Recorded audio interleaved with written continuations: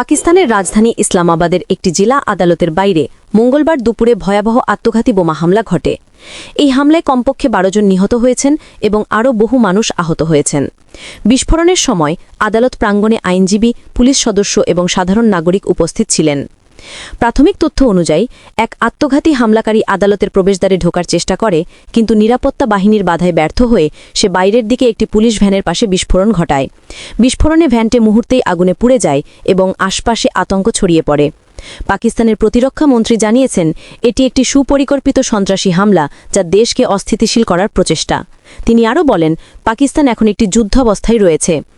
সরকার সন্দেহ করছে এই হামলার সঙ্গে পাকিস্তানি তালেবান টিটিপি বা তাদের সহযোগী সংগঠন জড়িত থাকতে পারে, তবে এখন পর্যন্ত কেউ আনুষ্ঠানিকভাবে দায় স্বীকার করেনি। হামলার পরপরই জাতিসংঘ এবং যুক্তরাষ্ট্রসহ বিভিন্ন দেশ ঘটনাটির নিন্দা জানিয়েছে এবং পাকিস্তানের জনগণের প্রতি সংহতি প্রকাশ করেছে। আন্তর্জাতিক বিশ্লেষকদের মতে এই হামলা পাকিস্তানের নিরাপত্তা ব্যবস্থার বড় দুর্বলতা তুলে ধরেছে।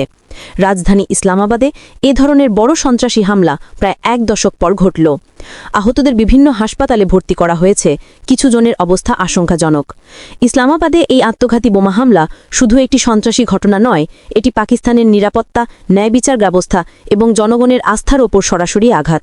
সরকার এখন কঠিন এক নিরাপত্তা চ্যালেঞ্জের মুখে পড়েছে, যার প্রভাব দীর্ঘমেয়াদে দেশটির রাজনীতি ও আঞ্চলিক সম্পর্কেও পড়বে।